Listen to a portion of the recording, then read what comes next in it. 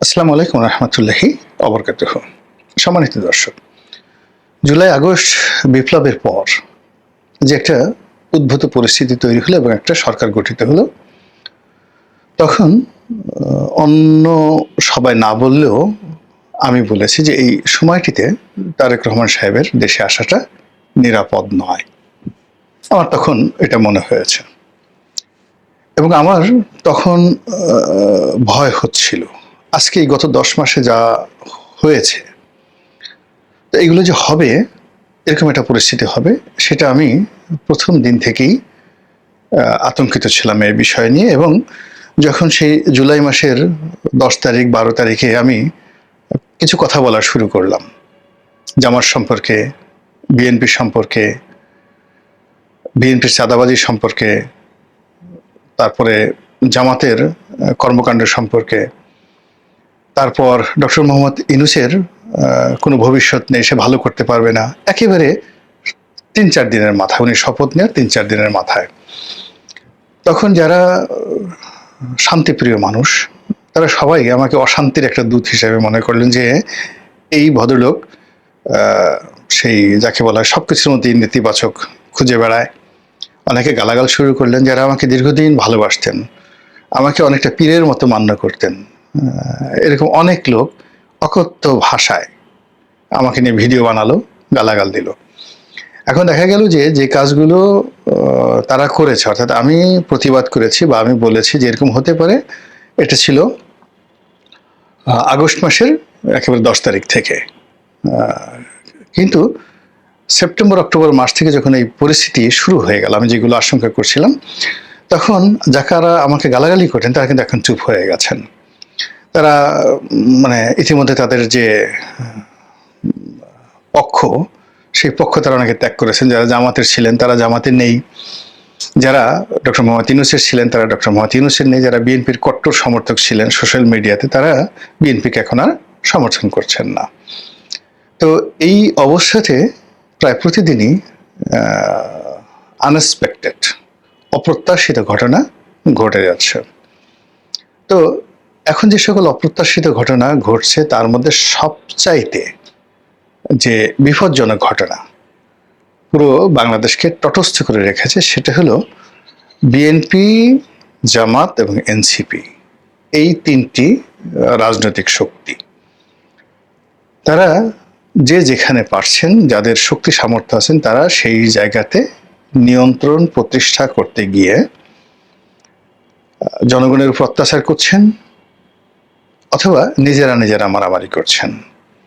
যেমন দেখা গেল এনসিপির একটা গ্রুপ, জামাতের একটা গ্রুপ, বিএনপির একটা গ্রুপ প্রভাব বিস্তার করার চেষ্টা করছেন, তাদের কাউন্টার গ্রুপটা বাধা দেওয়ার চেষ্টা করছেন এবং এগুলো নিয়ে বহিষ্কার, মারামারি, হানাহানি, এমনকি খুন খারাপি পর্যন্ত ঘটে যাচ্ছে। জামাতের মতো বড় সংগঠনে বহিষ্কার, তারপরে জামাতের মতো বড় সংগঠনে দুর্নীতি, অনিয়ম, ঘুষ, চাঁদাবাজি, তারপর শেষে অন্য অনৈতিক নারী কেলেঙ্কারি থেকে শুরু করে অন্য যে বিষয়গুলো আসবে, এটা জামাতের যারা শীর্ষ নেতৃত্ব স্বপ্নেও কল্পনা করেননি। 2 নম্বর হলো যে বিএনপির মধ্যে ভাতৃঘাতী সংঘর্ষ, তারপরে দলীয় ক্রন্দল, এরপর চাঁদাবাজি, নিয়োগ, বদলি, দুর্নীতি, অনিয়ম, প্রভাব বিস্তার, টেন্ডারবাজি, যা কিছু হচ্ছে এর মানে হাজার না লাখ ভাগের 1 ভাগও বিএনপির যারা নেতৃত্ব তারা নিয়ন্ত্রণ করতে পারছেন না। যারা বিএনপির ভালো মানুষ, এখন কেন্দ্রীয় অফিস বলেন, বিভাগীয় নেতৃত্ব বলেন, উপজেলা নেতৃত্ব বলেন, কেউ পারছেন না। এখানে যে যার মতো করে চালাচ্ছেন এবং সবাই বলার চেষ্টা করছেন যে এখন তারেক রহমান সাহেবের যে উপস্থিতি, এটি বিএনপিকে নিয়ন্ত্রণ করার জন্য বা বিএনপিকে উজ্জীবিত করার জন্য বা বিএনপিকে শৃঙ্খলাবদ্ধ করার জন্য খুবই বেশি গুরুত্বপূর্ণ এবং এটা ছাড়া এই মুহূর্তে সম্ভব নয়। এবং ঘটনা তাই হলো যে যদি আপনি ইন্ডিভিজুয়াল বা ইন্ডিপেন্ডেন্ট তারেক রহমান সাহেবকে চিন্তা করেন, তার জীবনের ঝুঁকি, তারপরে তার প্রাণের ঝুঁকি, এটা সেই আগস্ট মাসে যেমন ছিল তার সাথে এখন আরো মারাত্মক আকার ধারণ করেছে, এটা সত্য। কিন্তু এই মুহূর্তে বাংলাদেশে তার যে প্রয়োজনীয়তা, সেটা আগস্ট মাসে তার যে প্রয়োজনীয়তা ছিল বাংলাদেশে, তার চেয়ে কোটি কোটি গুণ বেড়ে গেছে।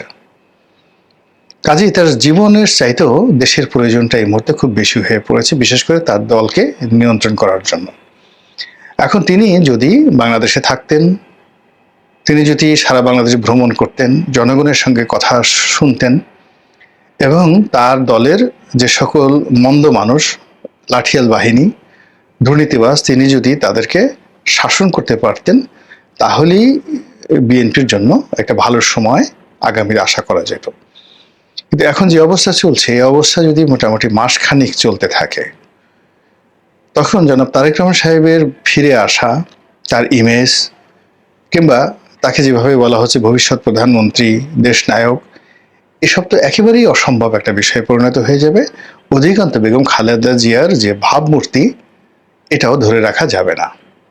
বিএনপি যে সকল শীর্ষ নেতৃবৃন্দ, ধরেন 10-12 যারা আছেন, এই 10-12 জনের মধ্যে সেই 15 দিন আগে যারা কথা বলতেন, আপনি দেখবেন যে গয়েশ্বর বাবু চুপ হয়ে গেছেন, মির্জা আব্বাস চুপ হয়ে গেছেন, মির্জা ফখরুল সাহেব চুপ হয়ে গেছেন, তারপর আরো অনেকে, তাদের কোনো অ্যাক্টিভিটিস নেই। হাল আমলে সালাউদ্দিন সাহেব কথাবার্তা বলতেন, তিনিও গত 3-4 দিন ধরে তেমন কথাবার্তা তিনি বলছেন না। তাহলে কি হলো? কি হচ্ছে বিএনপির মধ্যে? কি হচ্ছে দেশের মধ্যে? ডক্টর মোহাম্মদ ইউনূস পুরো দেশটাকে ছেড়ে দিয়েছেন আল্লাহর মাল হিসেবে, কুল্লু খালাস।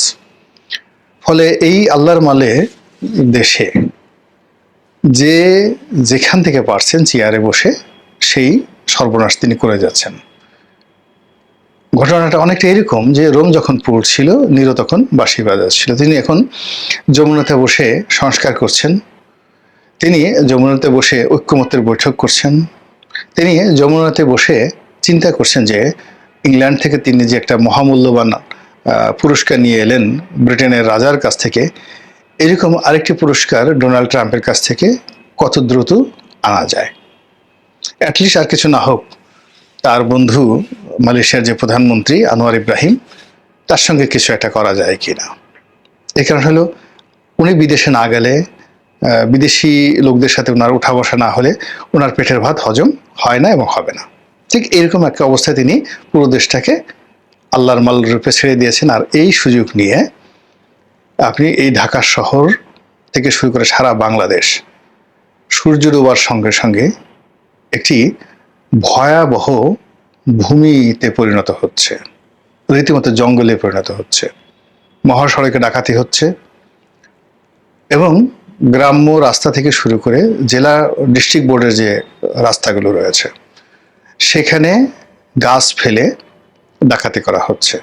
ডাকাতির সঙ্গে সঙ্গে ঘুষ, দুর্নীতি, মামলা, এসব কিছু চলছে। আর এই যেহেতু ক্ষমতার যে বলয়, সেই বলয়টা এখন রাষ্ট্রের হাত থেকে আমজনতার হাতে চলে গেছে। আর আমজনতার হাতের মধ্যে যারা সবচেয়ে বেশি সংগঠিত, সেই বিএনপির হাতেই ক্ষমতার পরিচালন ব্যয়টা বেশি, এবং বিএনপি সেই বদনাম হয়ে যাচ্ছে। আর এই বিএনপিকে নিয়ন্ত্রণ করা থেকে শুরু করে এটিকে সঠিক পথে পরিচালনা করা এবং দলটিকে একটা নির্বাচনের পথে নিয়ে আসা, এই কাজটি তারেক রহমান সাহেব ছাড়া আর কেউ করতে পারবেন না। এখন উনি লন্ডনে বসে বা দেশের বাইরে বসে যেভাবে শেখ হাসিনার জমানাতে জাস্ট দল চালিয়েছেন, সেটা ছিল কেবলমাত্র কমিটি গঠন, কমিটি ভাঙা, কাউকে নতুন পদ দেওয়া, পদবি দেওয়া, এবং অনেক দিন পর 6 মাস 7 মাস পর একটা দলীয় প্রোগ্রাম করা, এবং বছরে 15 বছরে হাইয়েস্ট সাকসেসফুল 15টি বৈঠক করা। আর সেই অনুষ্ঠানটি করার পরে, সমাবেশ করার পরে শেখ হাসিনার জমানাতে দলীয় নেতাকর্মীদের উপর যে জুলুম, অত্যাচার, মামলা মোকদ্দমা চলতো, আবার 6 মাস কোনো খোঁজখবর নেই। এই 6 মাস দেখা গেল রুহুল কবির রিজভী সাহেব ওই অফিসে একা বসে থাকতেন, 4-5 জন লোক তার সাথে থাকতো। তো সেই যে জায়গা, সেটা তিনি লন্ডনে বসে এইভাবে করতেন। কিন্তু এখন তো সেটা না, এখন তো ক্ষমতা তার দলের হাতে। তার দলের এমপি প্রার্থীর হাতে, তার দলের চেয়ারম্যান প্রার্থীর হাতে, উপজেলা চেয়ারম্যান প্রার্থীর হাতে, এবং এইগুলো তাকে শক্ত হাতে নিয়ন্ত্রণ করতে হবে। এবং বিএনপি যারা ধ্বংস চাচ্ছে তারা এই দেশটিকে মাৎসান্যায় করে বিএনপির যে দুর্নাম এবং বদনাম হবে, বিএনপি জনগণ কর্তৃক ধিক্কৃত হবে, এরকম একটা যে মাস্টার প্ল্যান তারা বিএনপি যারা প্রতিপক্ষ করছে, সেই ফাঁদে বিএনপি আলটিমেটলি পড়ে গেছে।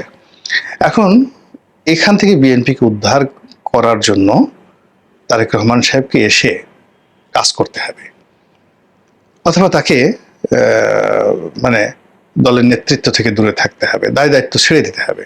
কিন্তু দায় দায়িত্ব নিয়ে তিনি কোনো অবস্থাতে, এই অবস্থাতে লন্ডনে থাকলে তিনি পারবেন না, তাকে দেশে আসতেই হবে। এইভাবেই কিন্তু একটা ফাঁদ তৈরি করা হয়েছে। এখন এই সময়টা তার জন্য নেতৃত্বের যাকে বলা হয় এসিড টেস্ট। তিনি সাহস করে দেশে আসবেন, দলের হাল ধরবেন, দুর্নাম বদনাম রোধ করবেন এবং দলকে সংগঠিত করে তিনি নির্বাচনের জন্য প্রস্তুত করবেন, বিজয়ী হয়ে সরকার গঠন করবেন। এটা হলো ওয়ান অপশন। আর দ্বিতীয় অপশন হলো তিনি যেখানে আছেন সেখানে থাকবেন, তার দল যা কিছু করছে তাই সেভাবে করবে, এবং এটা অটোমেটিক্যালি মানে স্বয়ংক্রিয়ভাবে তাকে যে পরিণতির দিকে নিয়ে যায় তিনি সেই পরিণতি গ্রহণ করবেন। কিন্তু বাংলাদেশে এখন এই যে দল আন্দোলন করে, লড়াই করে, সংগ্রাম করে ডক্টর মোহাম্মদ ইউনূসের কাছ থেকে নির্বাচন আদায় করে, তারপর শেষে সেই নির্বাচনে বিজয়ী হয়ে, তারপর শেষে একটা সরকার গঠন করে, সেই সরকারের তারেক রহমান সাহেব প্রধানমন্ত্রী হবেন এবং প্রধানমন্ত্রী হিসেবে তিনি বাংলাদেশে ঢাকা এয়ারপোর্টে আসবেন, 20 লক্ষ লোক তাকে রিসিভ করবে। এটা শুয়ের পিছন দিয়ে একটা উট ঢোকা যতটা কঠিন, তার চেয়ে অসম্ভব একটা বিষয়, সম্ভবই না এটা। কিন্তু পরিস্থিতি এই পর্যায়ে চলে গেছে, ফলে ওনাকে দল টিকাতে হলে, প্রধানমন্ত্রী হতে হলে, বাঁচাতে হলে ওনাকে আসতেই হবে। There is no way. এখন সমস্যাটা হলো তিনি হয়তো আসার কথা চিন্তা ভাবনা করছেন, তার দলও আসার কথা চিন্তা ভাবনা করছে, কিন্তু তাকে ভয় দেখানো হচ্ছে। এবং যারা ভয় দেখাচ্ছেন যে তিনি যদি আসেন তিনি অ্যাসাসিনেটেড হতে পারেন, অর্থাৎ তাকে মেরে ফেলা হতে পারে, তার প্রতি আঘাত আসতে পারে, জন এফ কেনেডির মতো তাকে গুলি করা হতে পারে, তার প্রতি বোমা নিক্ষেপ করাটা হতে পারে বেনজির ভুট্টোর মতো, এবং তিনি শেষ হয়ে যাবেন। এই কথাগুলো অহরহ বিভিন্ন মাধ্যম থেকে বলা হচ্ছে, মূলত তাকে যাকে বলা হয় বাংলাদেশে আসা থেকে বিরত রাখার জন্য।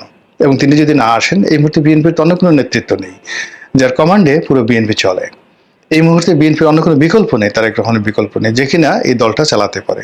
ফলে এখানে একটা ভেস্ত দর্জিকার মাঝামাঝি না, একেবারে ডাইরেক্ট আপনাকে ফিনারে জাহান্নামা খালেদুন হতে হবে, জাহান্নামে চলে যেতে হবে, অথবা জান্নাতুত তাজরিম মিন তাহতিহাল আনহারু খালিদিনা ফিহা, অর্থাৎ এমন আমল করতে হবে যে আমলের ফলে আপনি এমন জান্নাতে প্রবেশ করবেন যেখানে মানে অনন্ত কাল আপনি আরামায়েশে থাকতে পারবেন। তো সেক্ষেত্রে এই বিএনপিকে নিয়েও ঠিক ওরকম অবস্থা, মাঝামাঝি কোনো জায়গা নেই, একেবারে পতন, আজীবনের জন্য নিন্দিত হয়ে, ঘৃণিত হয়ে এই সমাজ থেকে তাকে চলে যেতে হবে, এই রাষ্ট্র থেকে তাদেরকে চলে যেতে হবে, অথবা এই রাষ্ট্রে তারা একটা নতুন ইতিহাস তৈরি করবে, এবং এই ইতিহাসটা তারেক রহমান সাহেবের নেতৃত্বে হবে। এবং সেখানে তার ঝুঁকি থাকবে, ভয় থাকবে, তার প্রতি আক্রমণ থাকবে, এবং এটা মোকাবেলা করার মধ্যেই তো তার নেতৃত্ব। তিনি সেটা মোকাবেলা করতে পারলেই তার সাহসিকতা প্রমাণিত হবে। তিনি সেটা করতে পারলেই তিনি যে শহীদ প্রেসিডেন্ট জিয়াউর রহমান সাহেবের ছেলে, এটি উত্তরাধিকার সূত্রে তিনি পিতার যে লিগেসি, ঐতিহ্য, এটা তিনি ক্লেম করতে পারেন। আদারওয়াইজ এটা হবে না। এখন জিয়াউর রহমান সাহেবের বন্ধু তালিকার মধ্যে একজন দুর্নীতিবাদ ছিল না। জিয়াউর রহমানের বন্ধু তালিকার মধ্যে যারা তার ফ্রেন্ড ছিল, আত্মীয় স্বজন ছিল, কারো বিরুদ্ধে কোনো রকম অনৈতিক চরিত্রহীনতার যে লক্ষণ ছিল না। কোনো বোকা, অশিক্ষিত, বর্বর, গুন্ডা, মাস্তানের সঙ্গে জিয়াউর রহমানের কোনো দিন বন্ধুত্ব ছিল না। জিয়াউর রহমান সাহেব পরিমিত খেতেন, বিলাসিতা করতেন না, পরিমিতভাবে খরচ করতেন, এবং পুরো তার চারিদিকটা তিনি নিয়ন্ত্রণ করতেন, ইনক্লুডিং তিনি যেভাবে তারেক রহমান সাহেবকে, যেভাবে আরাফাত রহমান কোকোকে, যেভাবে বেগম জিয়াকে তিনি শাসন করেছেন পরিবারের মুরব্বী রূপে। জিয়াউর রহমানের ছেলেকে যদি কন্ট্রোল করতে হয়, তাকে ঠিক সেম জিনিসটা করতে হবে। তার পরিবার ঠিক করতে হবে আগে, তার সার্কেলটাকে আগে বাদ দিতে হবে। যারা তাকে ব্যবহার করে হাওয়া ভবন গড়ে তুলেছিল, যারা তাকে মানে কেন্দ্র করে যে সকল দুর্নাম বদনামের মহা রেকর্ড তৈরি করেছিল 2001 থেকে 2006 পর্যন্ত, সেই লোকগুলো এই সময়টিতে বিএনপির অফিসের ধারের কাছে, বিএনপির কোনো কমিটিতে তারেক রহমান সাহেবের ধারের কাছে যদি থাকে, তাহলে তারেক রহমান সাহেবের কাঙ্ক্ষিত বিজয় আসবে না। তো এনিওয়ে, এখন এই যে তারেক রহমান সাহেবকে যে ভয় দেখানো হচ্ছে, এর মধ্যে কেবলমাত্র যে বিএনপি বিরোধী শক্তি আছে তা না, বিএনপির মধ্যেও একটা শক্তি আছে যারা চাচ্ছেন যে তারেক রহমান সাহেব না আসুক। কারণ তারেক রহমান সাহেব যদি আসেন, তাহলে তো মানে তিনি জনগণের মুখোমুখি হবেন, রিয়েলিটি বুঝতে পারবেন, এবং তাকে লোকলজ্জার ভয়ে হোক, গণসমর্থনের কারণে হোক, গণধিকৃত হওয়ার ভয়ে হোক, তাকে সত্যের পক্ষে কথা বলতে হবে। আর এই কথা বলতে গেলেই দুর্নীতিবাজ চাঁদাবাজদেররা গণপিটুনির শিকার হবেন এই মুহূর্তে। তারেক রহমান সাহেব যদি ধরেন একটা জেলার, উপজেলার বা একটা নির্বাচনী এলাকার, ধরেন আমার কথাই, আমার নিজেকে দিয়েই বলি, আমি যদি অন্যায় করে থাকি, তো আমার নির্বাচনী এলাকা তিনি যদি ঘোষণা করে দিলেন যে গোলাম মোল্লা রনির সাথে আমার কোনো সম্পর্ক নেই, বিএনপির নাম নিয়ে যদি গোলাম মোল্লা রনি সেখানে যায়, কোনো কিছু করে, রনি এবং তার আত্মীয় স্বজন ঠ্যাং ভেঙে দেবেন, যেটা শেখ হাসিনা করতেন। তা আমার ঠ্যাং ভাঙতে তো জনগণের 1 মিনিট সময় লাগবে না। তারেক রহমান একটা হুকুম, এটা লন্ডনে বসে হবে না। তিনি যদি পটুয়াখালী সার্কিট হাউসে গিয়ে বা গলাচিপাতে গিয়ে বৈঠক করে যদি বলেন গোলাম মোল্লা রনির সাথে আমার কোনো সম্পর্ক নেই। আমি জানতে পেরেছি যে এই গত 6-7 মাসে সে গলাচিপাতে দুর্নীতি করেছে, 10 মিনিটের দুর্নীতি করেছে, অন্যায় করেছে, যেটার সঙ্গে বিএনপি একমত না, সে আমার মান সম্মান ডুবিয়েছে। আমি এই তার নাম তাকে দেখতে চাই না। 1 ঘন্টার মধ্যে আমার বাড়িতে বিএনপির নেতাকর্মীরা আগুন লাগাই দেবে, 1 ঘন্টার মধ্যে। তো এই যে সুযোগটি তার আছে, এবং তিনি এখন 64, তার বাবা যে কাজটি করেছেন, তিনি 64 জেলা যদি ভ্রমণ করতে চান, তিনি হেলিকপ্টার, এখন লেদুকেদু ধলা হেলিকপ্টারে ঘুরে বেড়াচ্ছে, তা নিয়ে যদি একটা 30 কোটি টাকাতে একটা হেলিকপ্টার কিনে ডেইলি 5টা জেলায় ভ্রমণ করেন, 64টা জেলা ভ্রমণ করতে কতদিন লাগে? তিনি যে সামনের সময় আছে, তিনি যদি 460টি উপজেলাতে যান হেলিকপ্টারে করে, ডেইলি সে মানে আপনি 10টা করে উপজেলাতে তিনি ভ্রমণ করতে পারবেন, মোর দ্যান দ্যাট, আরো বেশি করতে পারবেন। অর্থাৎ একটা জেলার মধ্যে গিয়ে যে কটা উপজেলা আছে, একটা জেলা একদিনে তিনি কভার করতে পারবেন। প্রত্যেকটা উপজেলাতে তিনি যাবেন এবং সেখানে গিয়ে বৈঠক করবেন, লক্ষ লক্ষ লোকের সমাবেশ। কে তাকে মারতে আসবে? কে তাকে খুন করতে আসবে?